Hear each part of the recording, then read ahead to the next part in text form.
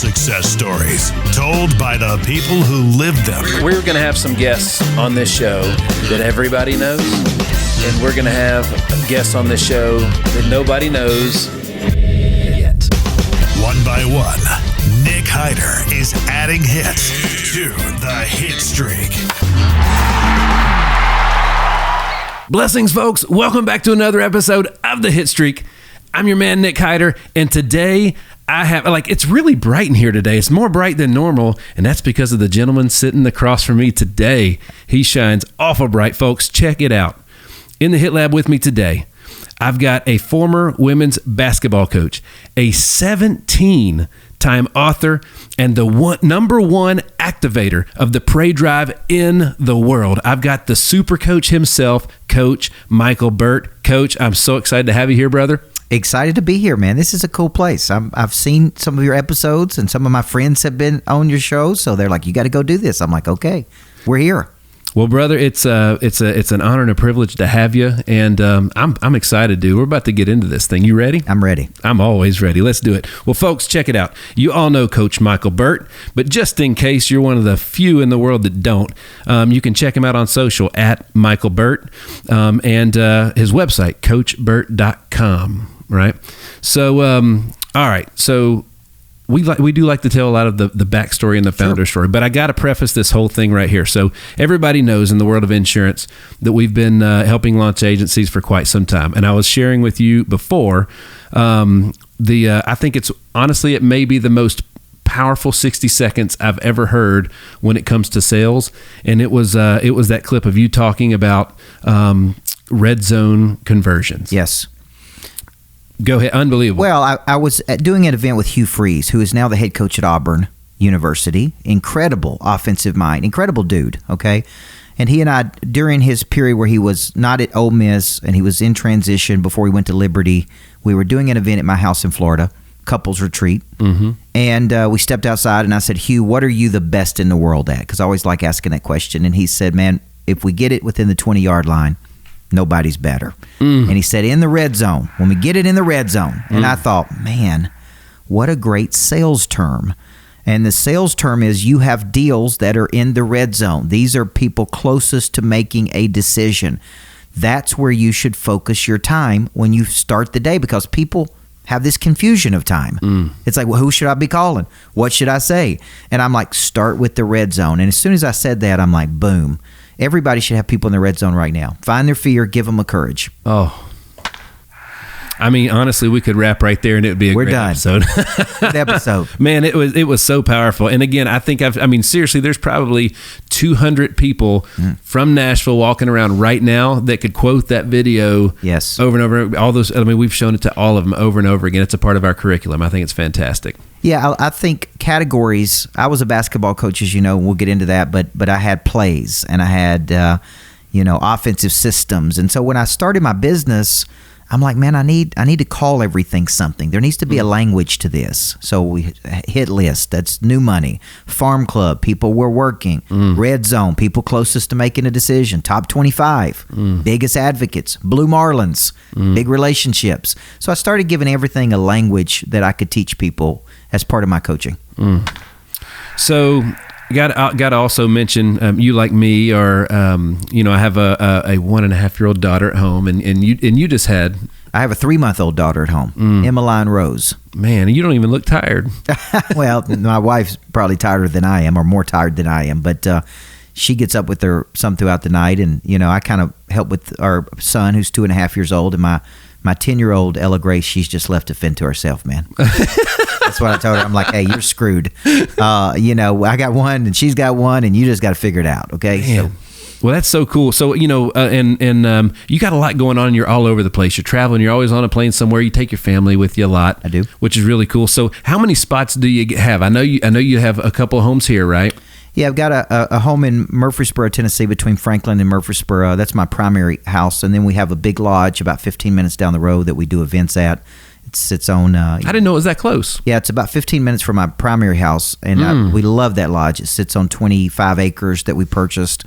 And then we have a house in downtown Nashville, or condo in downtown Nashville, and then a house in Watercolor, Florida. So Watercolor is it, dude. Yeah, we spend a lot of time down there. We just spent 3 weeks down there, which was a little long for me. I thought, let's go down and stay for an extended period, but nobody's down there right now, so it's a nice slow pace, which I needed and we needed. But after week 2.5, we're like, all right, let's get back and get into some things. That's right. Yeah, that's right. Well, it's I'm always fascinated with folks who are doing everything they want to do in business. They're always growing, accomplishing new things. But you see how family's huge to me, man. I coach my kids' team. I'm with them all the time. I got to see them every day. Yep. It's hard. If I don't, it's tough. I was at a dinner one night and we went for fun with another couple on a Friday night, and I thought this is going to be awesome. Date night. We're going out. We're going to have good dinner, and within minutes of sitting down, the wife said to the husband, "Let's be honest. All we really get from you is crumbs." And they had 4 or 5 kids together. And I thought, man. And my wife looked at me, and it was such a powerful concept, is that most of the time we put so much energy into other people, strangers. Me, I coach about 2,000 people a month, right? And more. I'm doing podcasts, webinars, events. It's very easy to give all of your good energy to other people and then give crumbs to your family. That's right. And so when I heard that night, I'm like, that's something we need to work on. We don't want to give crumbs to the people we love the most. That's right. I mean, everything that we're doing is for them at the end of the day anyways, right? Yeah. I mean, and it's so easy when you're passionate and you're ambitious. And, we do a couples retreat called Living with a Monster, right? My wife wrote a book called Living with a Monster. It's about how you thrive in partnership when you're married to a driven person. Wow. And so I'm like, what do you want to do with the book? And she said, I want to coach like you do. But I am open to doing couples retreats. So we do 6 couples retreats per year. We just did one a weekend ago. 15 couples at a time. They're typically married to very driven people. And we just go down there and spend 3 days trying to figure out structure, alignment, vision. It's not therapy. It's totally different than therapy. But it's just these 6 big structures on how to keep it all together while trying to do something big in the world. It's a really valuable product we created. That's powerful. So, well, my wife's right down the hall. I'm just saying. Yeah, man. You guys can come on down. I'm just saying. One of the things I wanted to ask you before, because I got a lot I want to talk to you about, but one of the things that's been killing me that we've been talking about a lot at home is we're big on making commitments. We're big on goals. Mm-hmm. And it drives me crazy how people don't finish. A lot of people do not finish things. Yeah. And we like Ethan's baseball team. They say commit, they say focus, they say finish. But that last thing's the most important part. You got to finish what you started, right? Or finish the mission's not accomplished yet. Yep.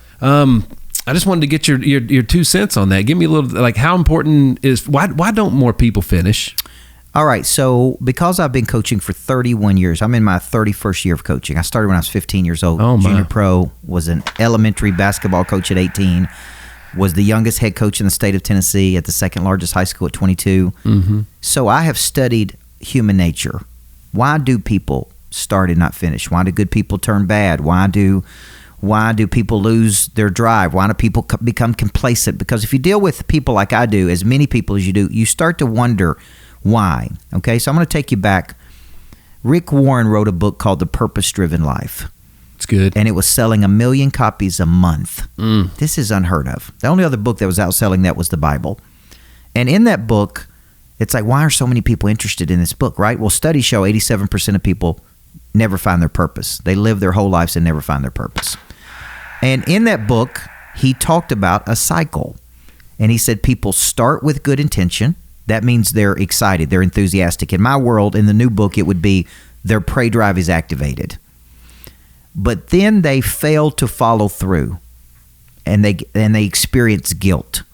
Okay, the guilt is actually associated with grief. They're grieving their lost potential. So the question becomes, why? Why do we have this vicious cycle? Well, when I wrote the new book, I studied the top 20 motivational theories. I deconstructed those theories. I codified those theories. And then I came back and said, after 31 years of doing this, this is what activates people, right? And I said there's 3 phases of this. There's activation, there's persistence, and there's intensity. Okay? It is human nature. Your brain is lazy. It will take the path of least resistance. It was created to keep you alive, to survive. It does not know how to thrive. It does not know how to really pursue something. until you program the subconscious mind and tell it, this is what we're going to do. I'm going to start and I'm going to finish it. So I always say motivation starts it and discipline finishes it. Ooh. And discipline is a derivative of the word disciple, which means to give yourself to a person or cause you believe in. So I always ask people, do you believe in your future? I'll ask people in my audiences when I'm speaking. Everybody, oh yeah. I've never had a person say Believe's a very powerful word. Do you believe in your future? And I say, where does your future live? And people first go here, and I go, no, it lives here. It actually lives in your imagination, right? You go there in the mind before you go there in the body. The question becomes, will you become a disciple? Will you have the self-discipline to finish it? So persistence is a major problem with people. They do not see things through to their logical conclusion. They start, and when it gets hard, they quit, and then they start again, and then they quit, and then they start again. That's really the value of a coach to help you break that cycle.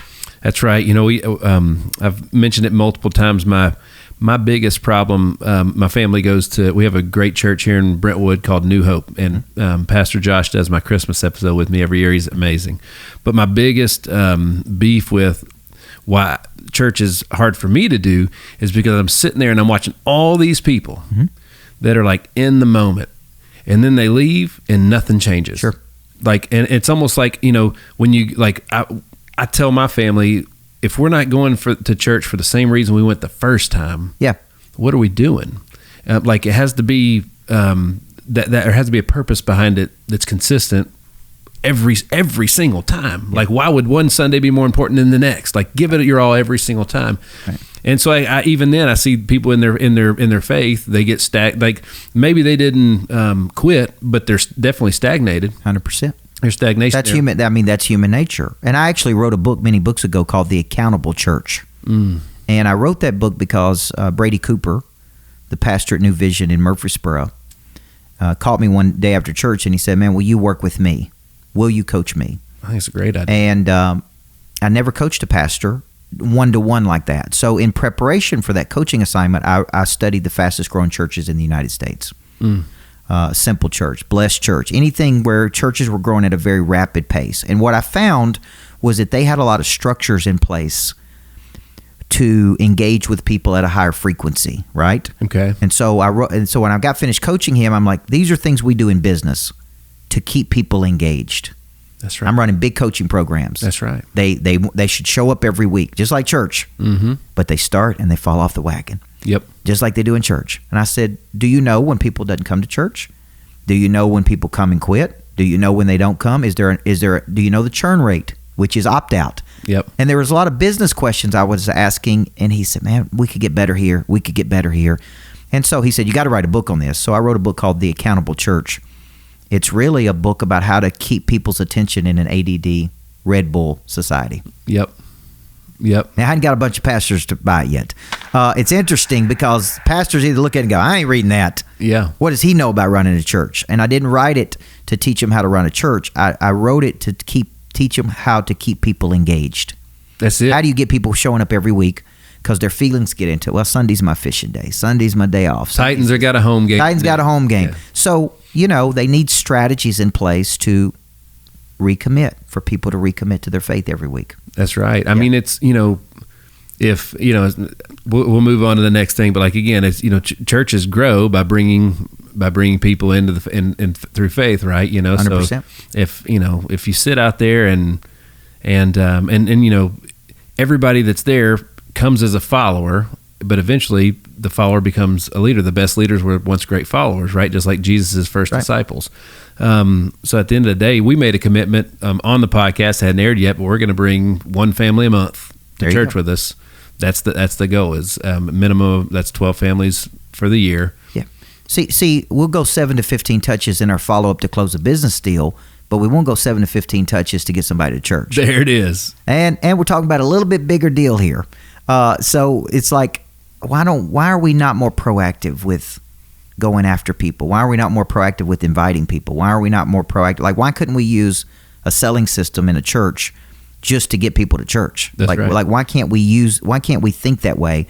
Some people are totally against that, but I'm like, isn't the purpose to get more people to heaven?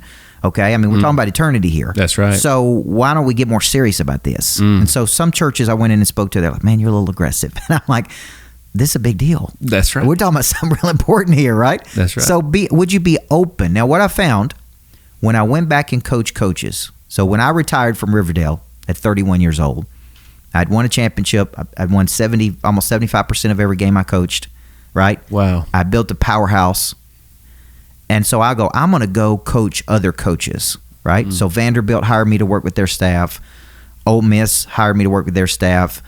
And here's what I found. Coaches were sometimes so entrenched in their way of thought.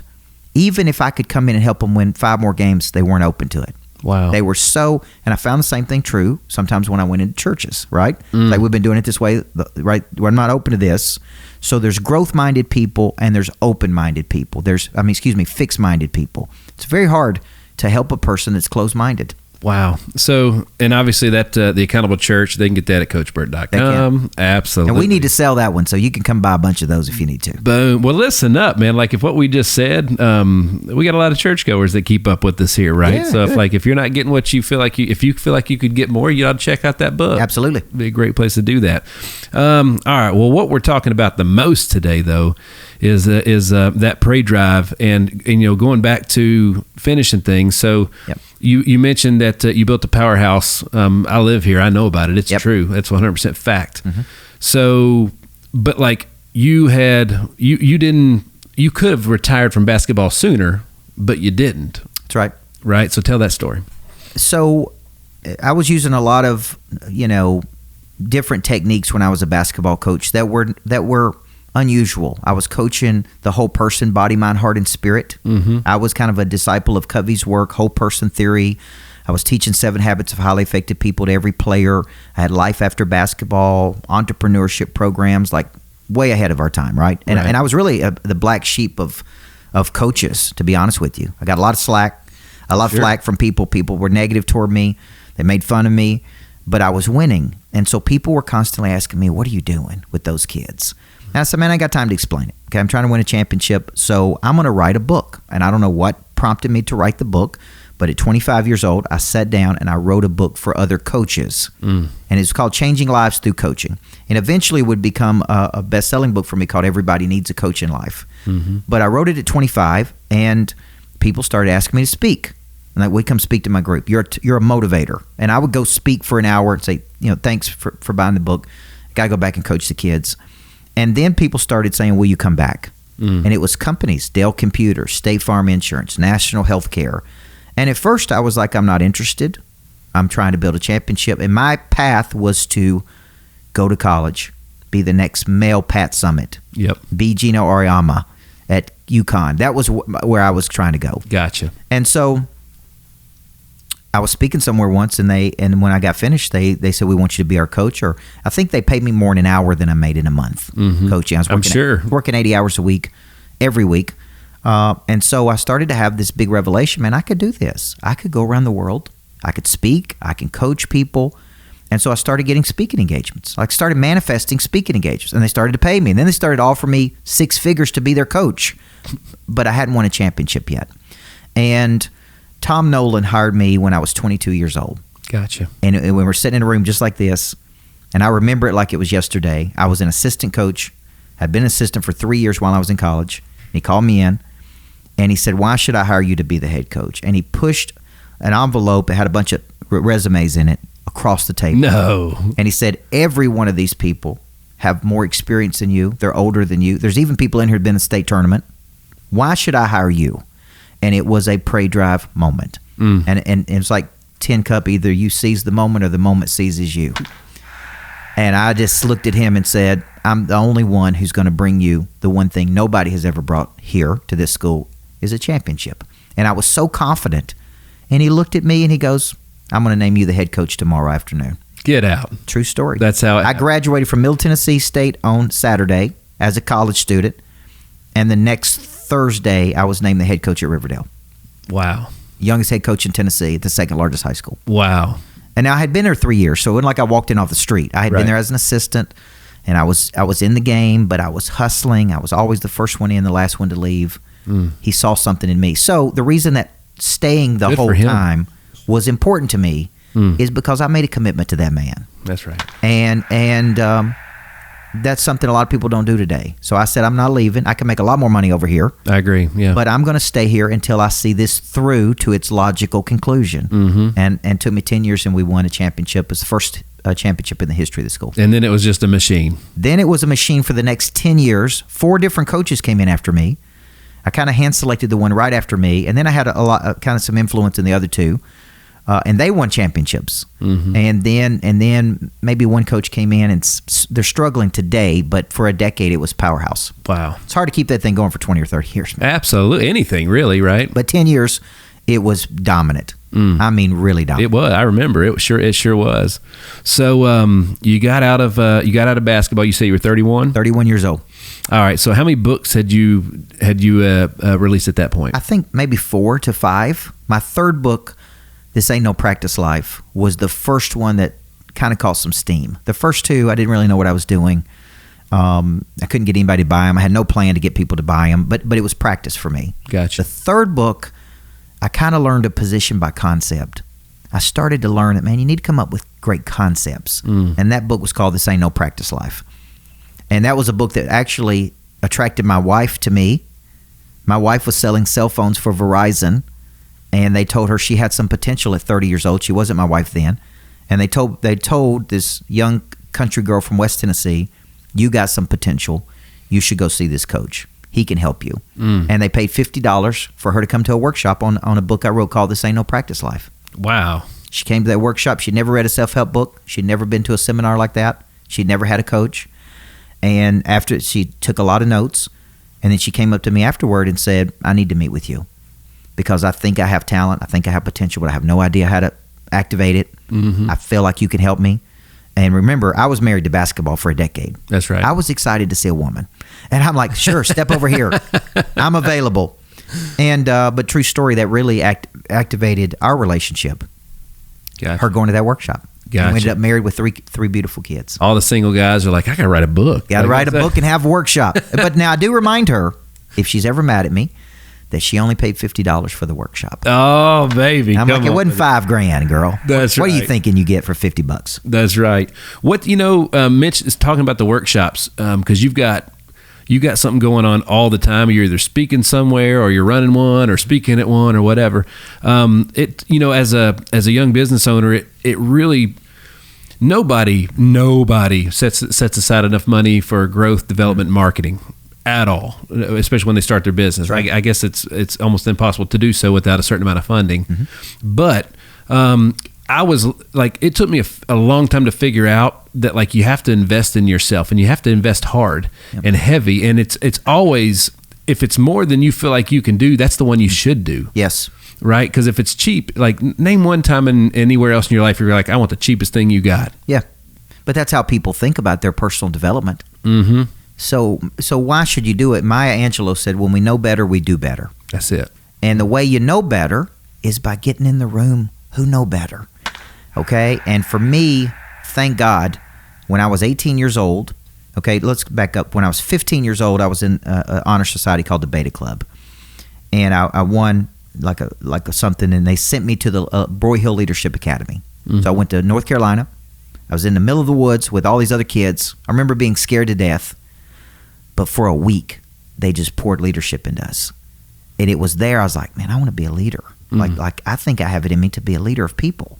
But that was what activated my prey drive, right? Gotcha. So at 18 years old, I'm a basketball coach at Woodbury Grammar School. They paid me $199.50 for the year.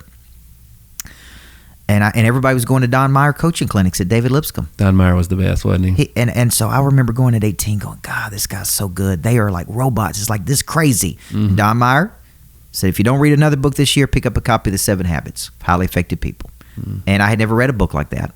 I came from a small town. We didn't read books like that in Woodbury, Tennessee. That's right. And so I went straight to the bookstore and bought it. And that book opened my mind.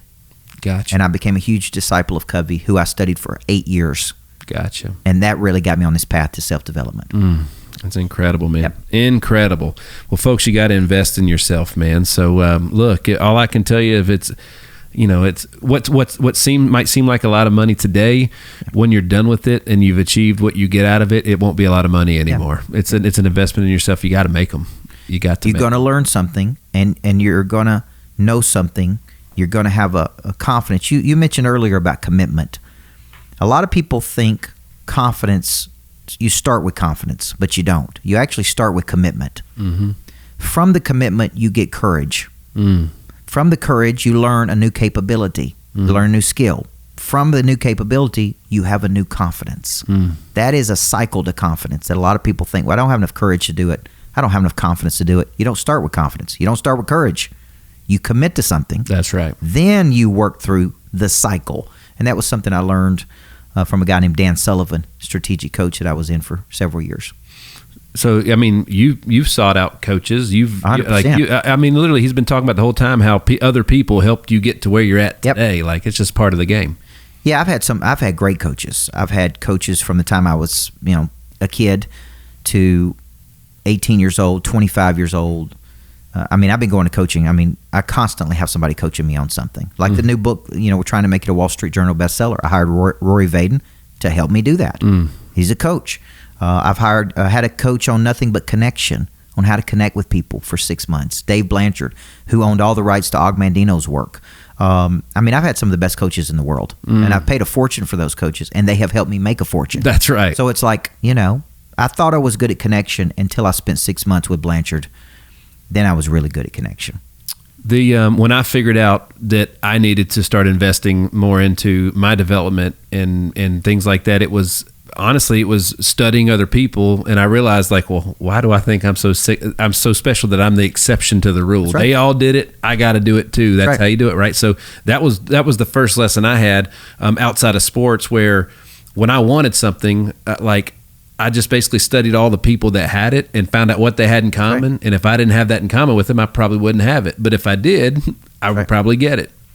There are habits of the top performers. There's actually studies on this, that when you look at the habits of the top 1% of performers, right? Remarkable boldness, intrinsic motivation, connection, grit and resilience, ability to lock in and see something through to its conclusion. These are habits of the top performers. If you want to be in the top performers, then you need to acquire these habits. And it's clear, right? This is a chapter in the book. I think I call it Pretender to Contender, where I break down the habits of the top 1%. I love that. Yeah, I break down the habits. And I'm not saying pretender like you're a fake, but I'm saying you haven't made a decision. The word decide means to kill something off. Decision means to cut something away. You simply haven't made a decision to go pro. You want to make the pro money, you got to have the pro habits. That's right. Right? And you go back to your sports career, you always had a coach. Always. But you had good coaches and bad coaches. I had, I was lucky. Yeah. I was very blessed to have amazing coaches. There you go. So we get that sports people need coaches. Why wouldn't we get that business people need coaches? Like, I don't understand. Like, my daughter goes to gymnastics. She goes to cheerleading. She went through a season of wanting to ride horses. We right now we hired a psychologist to work with my daughter, a performance coach to work with my 10-year-old daughter. Oh, that's awesome. And it's like, why wouldn't we get them the best coaches in the world? I might get a reference from you on that. Yeah, absolutely. That's fantastic. So, we've mentioned you got a new book out. I do. And we've mentioned the Parade Drive a couple of times, and I had Tim Corbin sat in that chair not long ago. Wow. And I asked him, because it was like, I think when I look at the Vandy boys, first of all, Coach Corbin is like one of the most polite, biggest gentlemen the ultimate gentleman on the planet, right? Yep. But not on the ball field. Right. Like, it's like those kids are amazing until the first pitch is thrown, and then a switch is flipped. That's right. And now they're the ultimate competitor. They're going to stomp on home plate and rub it in your face when they hit a bomb. Yep. They're going to do all those things. And then the game's over. Now they're back to, they flip the switch back. And my wife talks about that a lot. She was like, when I used to come home after we worked together, so I'd be real intense. And as soon as I'm done, I flip that switch. And I'm like, hey, baby, like, what are we doing next? She's like, how do you do that? Yes. And I would always say it's a switch. You just flip it. As an athlete, you got to know when to do that, right? So, you've been doing a lot of good things that I just absolutely love, from becoming a person of interest, but more importantly, like, I think you just nailed it when, like, I never could figure out how to describe what it was. We skated all around it in Coach Corbin's episode, right? And there it is, right there, the Parade Drive, right? So what exactly, like you're motivated by what? What are the 3 phases of the Parade Drive? Yeah, so think of Parade Drive. I got this from studying animals. I was in a workshop with the Vietnam veteran who was teaching the workshop. and he was in the War Dog Division of the Vietnam War. Okay? His job was to go out every morning ahead of the infantry with just a dog. The dog's job was to sniff out bombs, booby traps, ambushes. Imagine the psychology. I'm not going to die today. I'm not going to step in the wrong place today. And he kept talking about the dog having a prey drive, PREYDRIVE. And I'm like, what is he talking about? My wife was with me. And so I Googled it. Prey drive. Instinct to stalk, capture, kill prey. That's what it is. And I go, And I had this huge revelation. Revelation is a sudden dramatic moment. Okay. Right. So I had this huge revelation. Humans have a prey drive. So I tell my wife, I said, this is what I've been doing. Like, I couldn't even hardly focus the rest of the workshop. I'm like, this is what I've been doing for 30 years, activating that drive. And prey drive just gave me an anchor. It gave me something to call it. Instead of saying motivation, which is kind of boring, and inspiration, whatever, I'm like, it's activation. So I just, for 2 years, studied what activates drive in people. Took the top 20 motivational theories, like I said, broke it down, and I basically started talking about it in my talks. Man, we got to activate that prey drive, right? And man, it caught. Everywhere I went, people were like, I love that. That's it. I need to activate my prey drive. My kids got to activate their prey. My spouse got to activate their prey drive. And I got so much potential, but I can't get them to, right? And so what I did is I gave a language and a framework to this, which is one of the gifts God gave me, is just a gift of association. I can hear a concept, I can deconstruct it, I can codify it, I can package it. Packaging is really my unique ability. I can package a concept and literally make millions of dollars with that concept. So a lot of people come to me for that because they're like, I know I got this concept, but I don't know how to bring it to the world. And so that's what I did with this book. Is I took Prey Drive and I said, man, I'm going to show you the science about what activates a drive inside of you. So 3 phases: activation, persistence, intensity. Okay, now I could go for days on those 3 things because you just talked about it. Why do people fall off the wagon? Yeah. Why don't they persist? So in the book, I go into these 3 phases, and I just tell people, where do you struggle? And people can very quickly tell me. It's like, man, I struggle to activate my drive. I'm dormant. I'm late, and I'm complacent. Had a 72-year-old doctor in Houston, Texas this week tell me, who built a $25 million wellness center. He came and saw me speak, and he said, man, you reactivated my drive. I'm ready to go, ready to get back in the game. Gotten complacent, which is settling to a place of mediocrity, and now I'm ready to go. So the prey drive is in you. It is your instinct to pursue your potential. Okay, that is what it is. But it goes dormant. It's like, I'm tired and I'm fatigued and I've been doing this a long time and I lose it. What happens is life kind of knocks the shout out of you, as Tim Story would say, and it knocks the prey drive out of you. And you quit going into battle. King David was a great king in the Bible until he didn't go into battle. That's right. That's when he got distracted. That's right. So what do people do? They quit going into battle, man. Gotcha. And you got to keep going. So, there's a book, just the book launch came right around. What's the name of the book? The book is called Flip the Switch. Flip the Switch. We didn't call it Prey Drive because people get it when I explain it, but we thought if it's on a bookshelf in an airport, will you understand it? Right. And so Flip the Switch is the title. Activate your drive to achieve a freakish level of success. We want to peak up. See what you're talking about, Coach Corbin? When you're an athlete, you got to peak up. That's right. And it's off. And you need rest, and you practice, and you play. And when you play, you peak up. How do you get people to do that? How do you get them to activate that drive? Right? And that's really what the book's about. One of the things that stands out to me about you, and it was, you have to have these certain things to scale anything, to make something grow. I would put you up against anybody for your ability to create process and framework in anything. I'm blown away just talking to him right now about it. It's unreal. And that's another thing that most people just don't understand is necessary and how to do and so on and so forth, because their subconscious controls so many minutes of their life in a day. You know what I mean? So, talk to me a little bit more about the science behind what actually activates you. The book operates on a framework, and I think this came. What I thought I was learning from Covey, from 18 to 25, were those 7 habits. What I was really learning from Covey was how to package concepts, mental constructs, and so the book is this construct of, I'm at A, my current position, and I'm trying to get to B. B is my desired outcome, okay? But until I'm clear in my B, then I can't move toward it. The subconscious mind is like a supercomputer. It just sits there until you tell it, this is what's going to happen. This is what we're going to do. That's why the power of intention, like when I studied Wayne Dyer, the power of intention is so important, because you're really telling the subconscious mind, this is what we're doing. We're going to build a business that's $10 million. We're going to have this many clients. We're going to have X number of insurance offices. We're going to write a best-selling book. We're going to do whatever, right? And then the brain starts moving toward that when you tell it what to do. So the sign, if you don't tell it, that's why if I had a tablet, in the Bible it talks about write your goal, write your vision down on a tablet and run toward it, right? Well, the new school tablet are remarkables. And you write it down and you go. And so I've literally done this exercise A to B probably 200 times. I do it almost every day. Gotcha. A on one side, B on the other, straight line. I'm at A. This is what I don't like. This is what I don't like about where I'm at. And it couldn't be something negative. It could be something's not working like it should. Right. I'm too involved in the sales cycle. This is not working. I need these 4 people, right? And B is this clear vision, and I'm taking high-value activity steps toward that vision.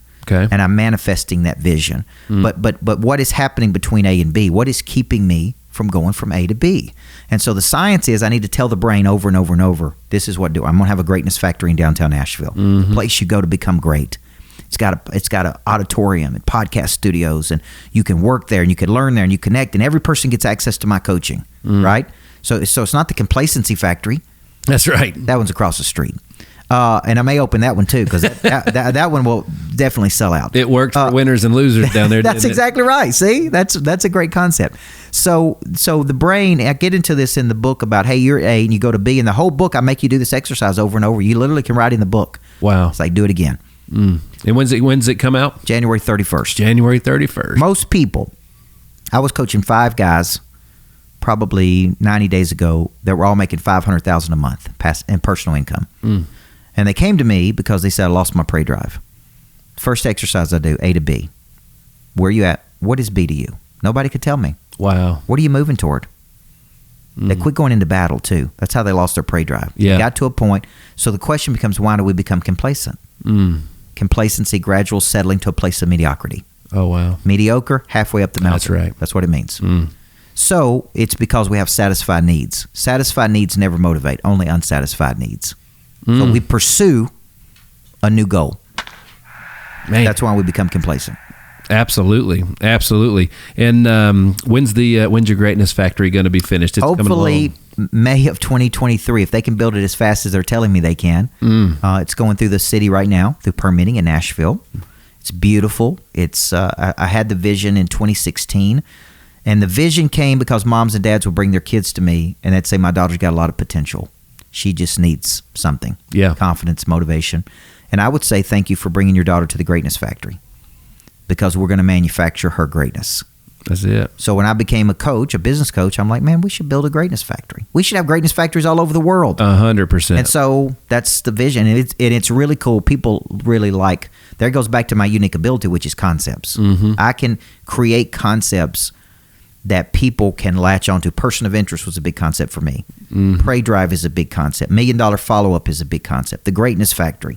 So I know how to take a concept and package it and then attract people to that concept. You know, that package word is extremely powerful. I've heard you use it a couple times. And, when you're packaging is a great way to describe framework. That's right. And process, know, so, if you're struggling with your baggage, or your business, how is your package? Yes. Have you packaged it for anybody? Most people struggle there. That's right. So the formula is find that which makes you unique. Go deep into your past. Package what makes you unique. Market what makes you unique, and ultimately monetize what makes you unique.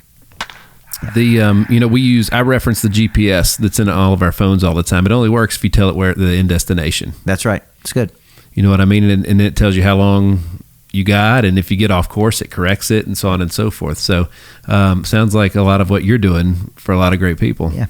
It's helping people get clear on where they're going. When I read stats like 87% of people live their entire lives and never find their purpose, 9 out of 10 people can't tell me their talents, what their true unique skill set is, what problem do they solve in the world, how do they monetize their skills. Everybody's got at least one. That's why God put them here. That's right. And until they, the parable of the talents, is interesting because initially I thought a talent was a talent, like an ability, until I really dug in, right? Talent was a sum of money in the Bible, and each person got talents based on their own abilities. And they took those talents and did something with it, and then, right?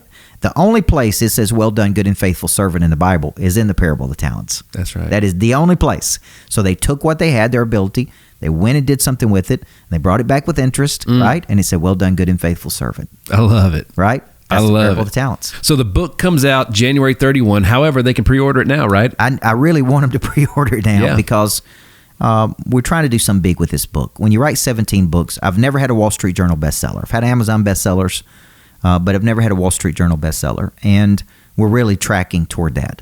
So what we've tried to do is say, if you'll purchase the book, we're going to give you 90 days of coaching with me every Wednesday, called Pray Dry for Lunch, every Wednesday. Wow. We're going to give you a full day with me the 13th at my lodge or virtually anywhere in the world. We're going to give you me breaking the book down on video for 4 hours, all if you just buy the book. So you go to CoachBurt.com, you buy the book, you put in your receipt, the whole funnel will allow you to do that, and then boom, you get all these extras. I mean, you get thousands of dollars worth of coaching for $30. Absolutely.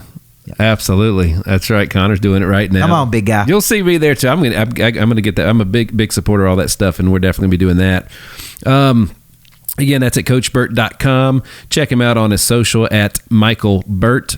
And before I get to the next piece, I had a question for you. So besides the books that you've written, what are your top three for somebody that's like, it wasn't that long ago. I didn't believe in reading that much. I didn't believe in reading until I did, and then I believed it. Right. So what would if somebody's looking for a good place to start, what would your top three be? I think about books that have had significant impacts on me, and there's a lot of great books. Number one, a book that's had the most impact on me from a sales perspective, which is crazy because I just found it over the last year, is a book called Total Cash Confidence by Dan Sullivan.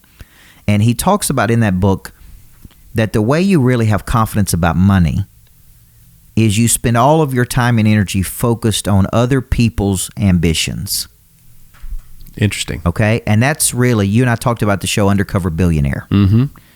And if you were dropped off in a city where you had $100, no contacts, and you had to figure this out, the way to really earn money is by helping locate people's ambitions and dreams. That's right. Or finding their biggest problems. That's right. And helping to solve those problems. And when you focus there, you know that we could drop you off in any city in the world and you can make money. That's right. Okay. Now, that is cash confidence, not how much money you have in your bank account. Because the funny thing was, the more money I had in my bank account, the less confidence I had. Because I started doing bigger deals. And you think you have a lot of money until you do a $7 million project in downtown Nashville, right? Right. And it's like, well, man, I need more money. That's right. So I always say you don't need more money, you need more people. The people have the money. But you got to locate the people's dreams and ambitions. Money changes hands when problems are solved. So Total Cash Confidence is a sleeper that nobody would ever think about as one of my top books. But, man, I've read it, I bet, 50 times because it gets me focusing on other people. That's right. What are your dreams in it? Not focusing on making money, focusing on helping you. And if I help you reach your dreams, I'll make money. Gotcha. Okay? And then, obviously, I go back to the 7 Habits. If you've never read the 7 Habits, it changed my life. But I think the 8th habit was actually Covey's best work. Okay. The 8th habit was another dimension to the 7 Habits of Highly Effective People. And he goes deep into finding your voice and helping other people to find their voice. Deep into the whole person, body, mind, heart, and spirit. Very methodical. So Covey was this deep guy that I studied from 18 to 25. And I'm like, man, this has changed my whole life. So those would be two of my top. And then, when it comes to a third, I'm just thinking about a book I could read over and over and over. And I think about... Good to Great was good or instrumental early in my life for a lot of people. The concept is big. I don't have another one that comes to mind that would be like, this is my top 3 because there's so many. I mean, I read 4 or 5 books at a time. The one that one of the first ones I read was Think and Grow Rich. Oh yeah. And then I was exposed to the follow-up, The Strangest Secret, by Earl Nightingale, the 45-minute little audiobook that's right. painful to listen to. Yeah. However, that's the book so they did that's what we call that our $1 million month. All of our new business owners and teammates do that with us. But basically, like he said, get an index card, write 10 of the easiest goals that you can do every day, 30 days in a row. So immediately I'm like, I'm dreaming big. I'm drinking gallons of water and doing all these things. And the first time I got sick, couldn't do it. So I didn't know how to set goals that were applicable to the task at hand. But it was when my wife and I, and obviously the drill is if you fail, you rip up a card, you got to write a new one. You start over. So my first card, dude, it was pretty. I took my time on it, had colors and all kinds of stuff. You know what I'm saying? It was my 16th card that we ripped up that my wife and I both looked at each other like, yo, we're the problem. Wow. And you should have seen how ugly the fourth card was because after a while I was like, dadgummit, I got to write another dang card. And you know what I mean? So but like that changed from that moment forward. We started making money. Yes. We had money. Yeah. We had time, we had things that we needed. And honestly, the more we could give, that was when we really started actually like being able to consistently tithe and give back. You know what I'm saying? That book changed me forever. Yeah. See, and that's what a book does. I mean, I think a good book, that's why people should, I always ask people, what are you reading right now? And just opens the mind. Mm-hmm. The book opens the mind to new possibility. The other thing is I didn't understand anything about finance or money. Yep. And so Rich Dad, Poor Dad is one of my go-tos that I go all the time. I love, for me, Kiyosaki just appeals to me because I was always taught debt's bad and all that stuff come from a small middle class. Well, the funny thing is that you said that when I was 31 years old, I just left being a basketball coach. I didn't know the difference between an asset and a liability. Yep. And I started my coaching business. That was really a speaking business when I first started. And so I got to grow my financial IQ. So I went down to the bookstore, bought Rich Dad, Poor Dad, How to Grow Your Financial IQ, Cash Flow Quadrant. That's a good one. Retire Young, Retire Rich. Now, what's funny is many years later, I was at a church in Los Angeles with Tim Story. Tim Story and I are good friends. He's a comeback coach out there. And he said, I want to introduce you to Sharon Lecter. Okay. And so I said, okay. Sharon Lecter wrote the first 10 books for Kiyosaki. Wow. She wrote Rich Dad, Poor Dad. Okay. She wrote Cash Flow Quadrant. She was Kiyosaki's right-hand woman. Gotcha. And Kiyosaki used to say, I'm the horn and you're the engine. Gotcha. And so she was a CPA by trade, but she was right there instrumental in building Rich Dad, Poor Dad. And then so many years into it, they broke up. She went her own way to be a financial literacy expert, and she became one of my good friends. And it was so funny because I went to the bookstore and I bought her book. And then X number of years later, I'm having dinner at her house. That's unreal. And we're on the road together doing a tour together. Me and her and Tim Story. Isn't that wow, cool? That is cool. Yeah. That is cool. All right, so I've got something here that I wanted to ask you. And, anytime it's been a thing, everybody's talking about, you got to find your why. You got to find your why. Well, I've got here that Coach Burt says, screw your why, how to get your purpose to activate you. Yeah. Do tell. Yeah. I don't know where I was at. I was speaking at an insurance conference, and I was on a panel. And I heard this everywhere. You got to find your why. And let me preface this. I believe Simon Sinek is a genius. I believe find your why is a great concept that he created. It's a great mental construct. It sold millions of books, and he sold more books than I have. But somebody said to me, I just hadn't found my why. And I just right in the middle just said, man, I think you need to screw your why. And everybody started cheering and clapping, and that's awesome. And I said this. I said, and I've been doing this 31 years. Mm-hmm. I have coached every kind of person you can imagine. I do not believe, personally, you have to find your why to do something big in the world. I actually believe your purpose or your why finds you when you are pursuing something. Okay, so I don't sit in a room and go, what am I supposed to do? This is my why. Now I know my why. Now I've got purpose. Now because I got purpose, I'm motivated. I actually believe I can know my purpose, still not be motivated. Absolutely. I agree with that. Okay, so chapter 3 of the book, which may be my next book, it's called Screw Your Why.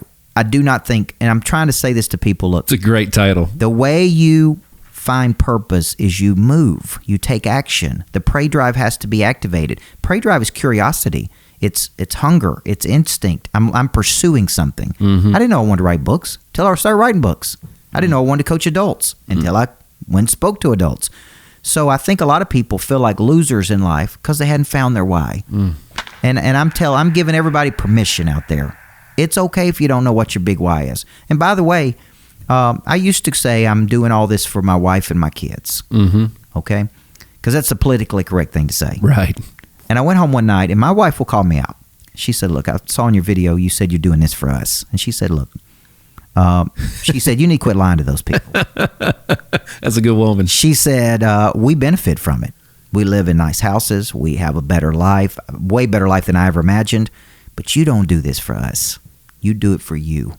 There's something in you that it feeds. And here's what I figured out, because I did a whole study on purpose. And purpose is exchange of talent to help another person.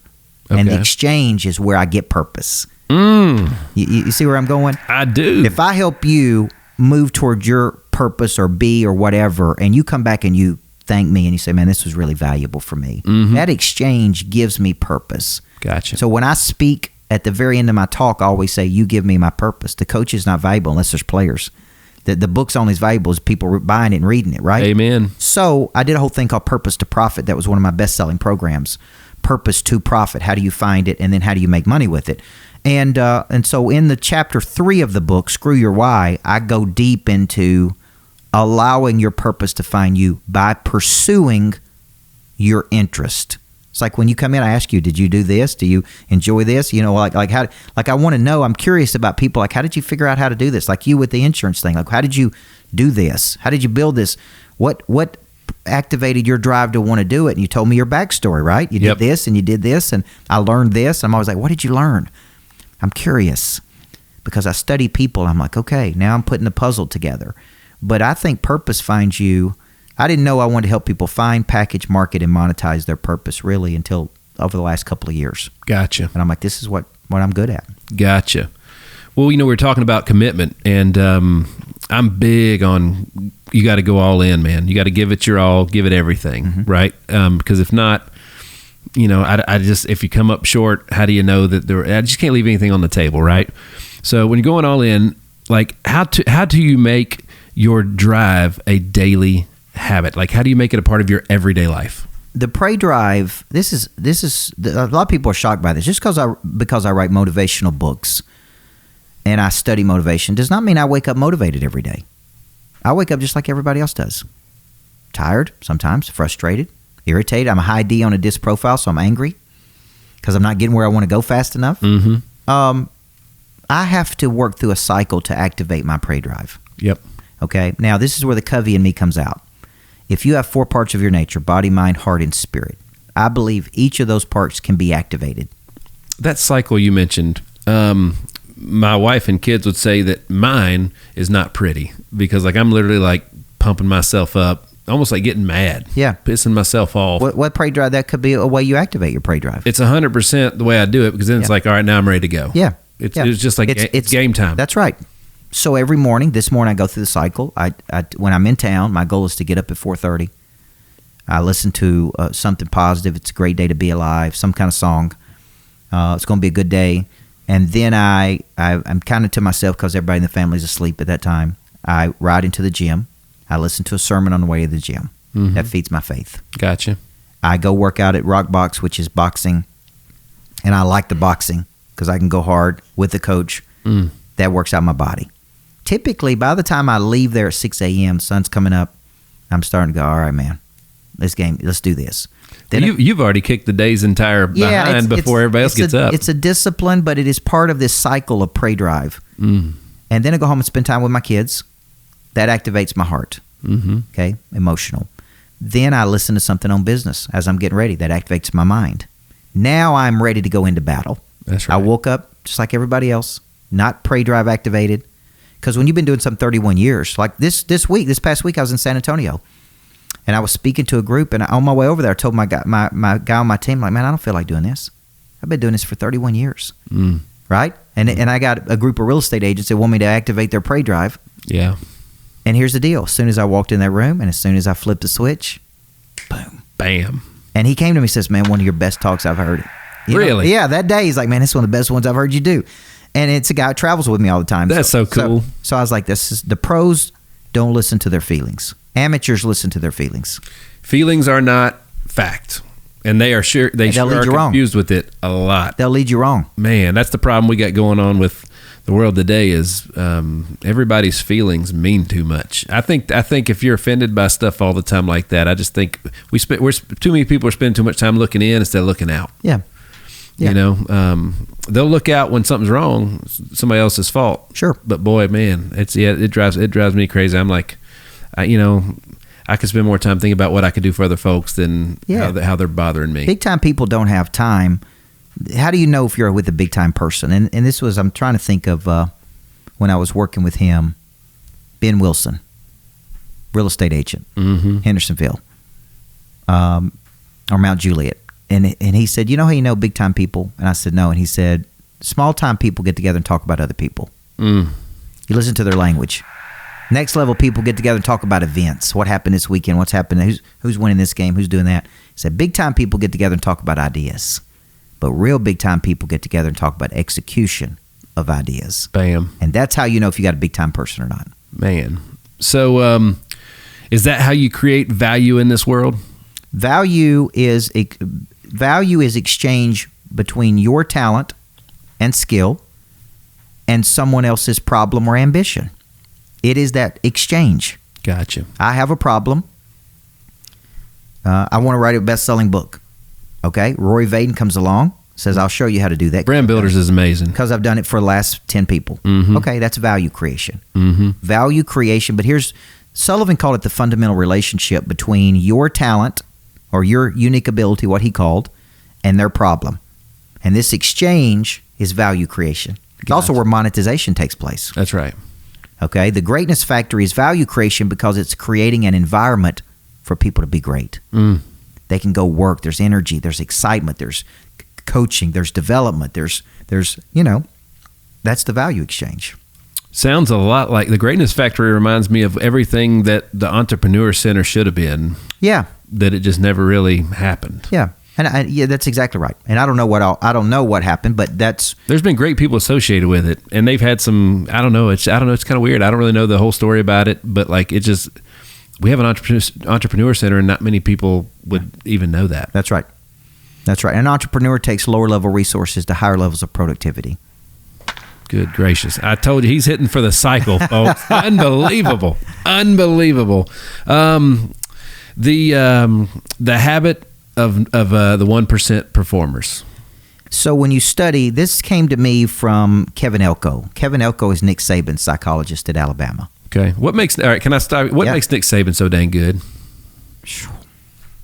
Some people have something you can't put in them and you can't take it out of them, man. And I love hearing him talk. One of my favorite books is called The Making of a Coach, which is a book about Saban's entire life. Somebody else wrote about it. He didn't like it, but it really went back to him pumping gas. He didn't want to be a football coach. Wow. He didn't know he was going to be a football coach. He was raised by a dad who coached Pop Warner football and taught him all this discipline and toughness. He was pumping gas, and then he went to college, and they kind of offered him a job to be an assistant coach or something, and it just over the years he just gotten better and better. But he turns to a guy named Kevin Elko. Kevin Elko is a sports psychologist. Okay. And that is Saban's guy. He's been Saban's guy for 20-something years. Okay. And he and I were doing stuff together over the last couple of years. And he said, Forbes just commissioned this study on the habits of the top 1% of financial advisors, 1 to 3%. And I said, okay. And remember what my superpower is. I said, give me those habits.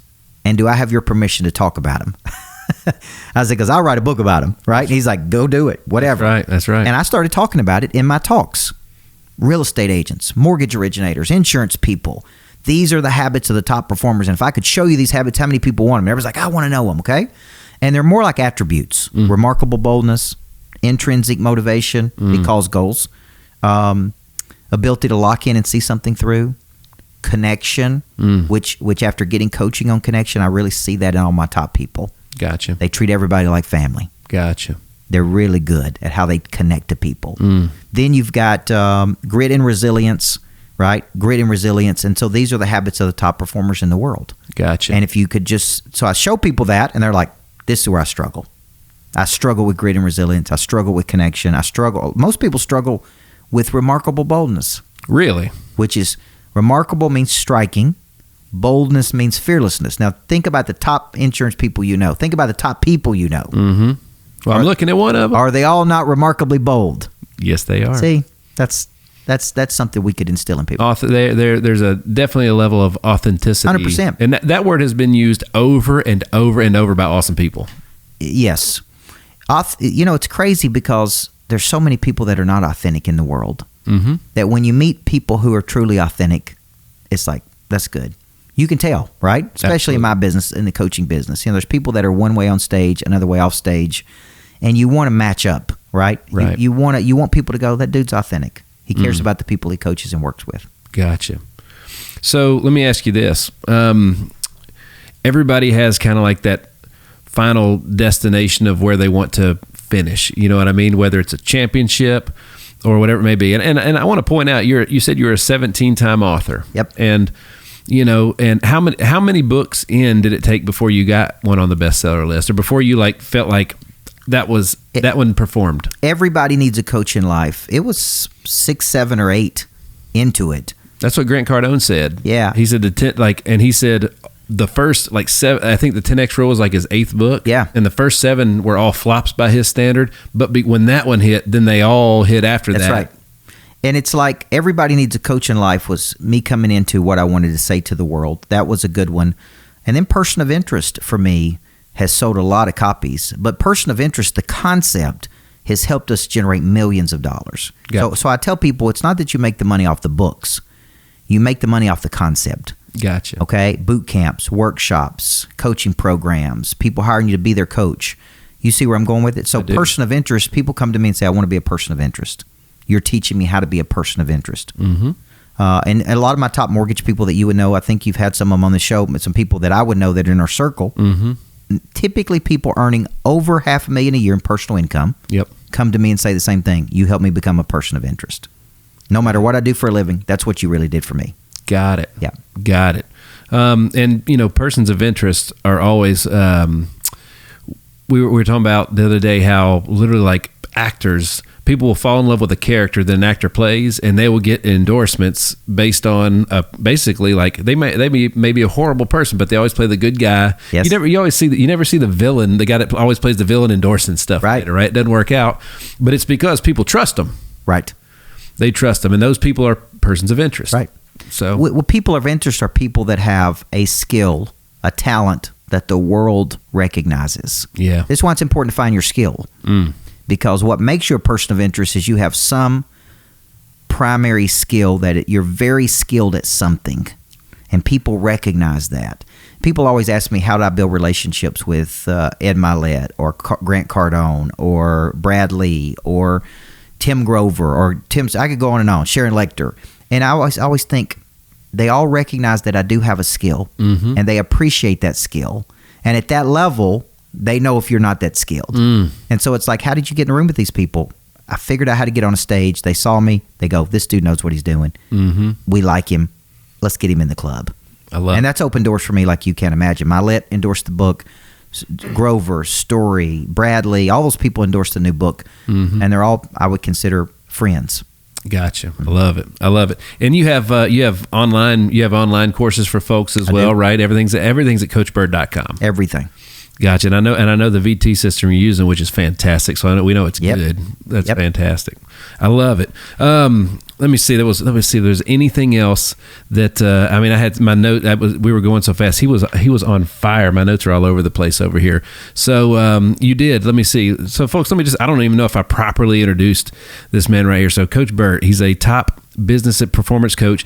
Again, as I mentioned, he is the #1 leading authority in the world on activating the prey drive in people. You literally coach tens of thousands of people every single year. Like, how many speaking engagements are you doing? He shot a podcast with Sam Taggart before we shot this one right here in this studio, right? Yeah, I do a lot of speaking, and I enjoy that. People ask me why do I do so much speaking. Speaking is the #1 way I drive leads and affinity. There's no faster way for me to build affinity or to generate revenue for my company than speaking. Gotcha. Okay, and we generate about 3,000 leads every 90 days. I'm not purchasing that. We do marketing and advertising, but most of those leads are people who have seen me speak, webinar, something. Gotcha. To generate interest. You spoke at the 10X event. I mean, golly, they've had Donald Trump. Yep. Everybody, Kevin Hart, you name it, Steve Harvey, massive names. That's why I always have an affinity for Cardone, because I actually met Cardone in 2012. Okay. People always ask me, how did you get on the 10X stage?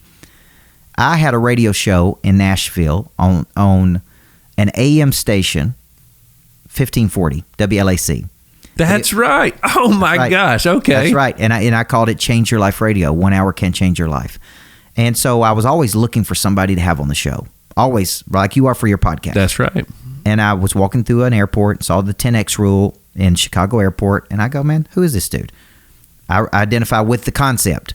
Reached out, called him, had him on the podcast. He said to me, man, you made a real impression on me. You did such a great job interviewing me. We should be doing things together. Gotcha.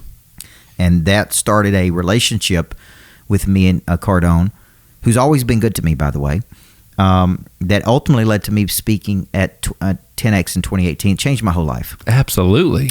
We did over $1 million for me speaking on that stage. Wow. We did $250,000 in less than the first hour of me speaking. Wow. And I had never been exposed to that kind of volume that fast. Onboarded more clients than we've ever onboarded at one time. Like, wow. It was great. It was a great experience. Well, so, when I know from my own experience, when you see somebody like you, and obviously everybody is drawn to it, and they're like, yeah, I should, everybody would agree, like, I'm sure he could help me out. There's an intimidating thing that happens, whether it's the belief they don't have in themselves or just, how they look at folks. You got a lot going on, a lot to offer these folks. I mean, how many courses are on your website right now? I do everything from I have a monthly coaching program that really, I tell people, this is where you should start. There it is. It's a weekly frequency with me. I do a call every Monday with the group. I have the online academy. Then it goes up to come and experience a live event with me. Okay. I have this big lodge. Mm-hmm. The Greatness Factory's coming. Come and be in a room with me for a day to 2 days. Let's go deeper that way. Gotcha. And then some people say, I want you to coach my team. Mm-hmm. I want you to work with my people. I do have some experiences where people come and spend 2 days with me, and it's just me and them. And we do it at the lodge. They stay there at the lodge, and I just spend 2 days focused on their business and their coaching, and I'm trying to build them to be better coaches. Well, I had no idea that the lodge was so close. For some reason, I thought it was like in the mountains in Pigeon Forge or something like that. No, it's literally in Christiana, Tennessee. It's 35 minutes from Nashville. Man, that's awesome. And you got that, you got the Greatness Factory, you got the spot and watercolor, and you're utilizing all those for family stuff. I mean, Coach Burt's one of the few people that when you ask him what time their plane leaves, he says, when I get there. It is true. I do have my own plane. That's right. Yeah, and that's a cool thing to do. I got a plane in 2017 because I was just away from my kids a lot. Mm-hmm. That's the primary reason. I didn't get it for Instagram, although, everybody wants to see it on Instagram. I really got it because I was tired of being away from my kids. That's right. And it's like, man, how do I go do this? How do I not give up this dream? This is part of my job. I travel around the world. I speak to people. It's how I build the business. Mm-hmm. How do I do it? And so then we got the plane in 2017. Then we got another plane, and it allows us to go take our family. Like now we go, the whole family goes. Our family assistant goes. A nanny goes with us. Like everybody goes with us. That's right. And then we come home, and it's a more intentionally congruent life. It's awesome. I know that's something that my wife, we've spent a lot of time in airports the last couple of years. Yeah. And every single time I look at her, I'm like, there's a better way. There's always a better way. And never let someone talk you out of something that they don't know anything about. That's right. Planes are like houses. Yeah. You can finance them. You can partner with people on them. You can, and people know. You just got to go to people who've done it before. That's right. And figure out there's one out there that could fit what you're doing. That was you alluded to, like, making sure that your sources are credible. Yes. That is huge. That's a big thing. Like, it's fantastic. So, the question I had for you was, for the beginner that goes to your website the first time, like, where do I start? Yeah. You gave them that. Them that. Just the basic coaching program. Right now it's on promotion. It's like $299 a month, something like that. Very affordable. Yes. Oh, absolutely. Get started there. It fluctuates depending on what season it is, but it's $299 a month right now. Could go up to $499 sometimes, but it's well worth it. I'm going to teach you exactly how to go out and grow your business. I'm going to teach you how to activate the prey drive, and we've got a lot of structures to help people get a significant increase in their revenue. Well, man, is there anything else that you would want to leave? Any final thoughts or final words? No, this has been fun. You know what you inspired me to do today is I do so many Zoom podcasts. Mm-hmm. This has been fun. Sitting with you, doing this here professionally. Thank you for your help. And, just having great conversation, man. inspired me. And I'm looking forward, because the Greatness Factory's got podcast studios. I'm looking forward to doing this with people. When you go out and see Bradley, I asked him once, I'm like, do you ever get any work done here? And he's like, this is work, right? Like, I'm hanging out with people, talking to people. That's his way of working. But I really enjoyed today. So thank you for having me. Ask great questions. Very authentic and real person, and congratulations on all the cool things you've done, man. Brother, I appreciate it, and I'm looking forward to the relationship and how it's going to grow, man. I really am. And I mean, I'm serious. We've been pushing to get you on here for a long time. I'm so glad you made it, man. Absolutely. Thanks for coming. Well, folks, big shout out to Coach, the super coach, Coach Micheal Burt, once again, 17-time author, the number one activator of the Pray Drive in the world, and new book's coming out January 31. Yep. You should pre-order it, though. Yes. You should pre-order it. I know there's going to be a couple folks here today that are doing that. Connor already did. I'll be doing mine here when we get done. Fantastic. And again, check him out on all of his social at Micheal Burt. CoachBurt.com is the website. Folks, I promised you a good one, and I delivered. That's what we do, baby. Yes. So thanks so much for tuning in to another episode of The Hit Streak. I am your man, Nick Hyder. God bless.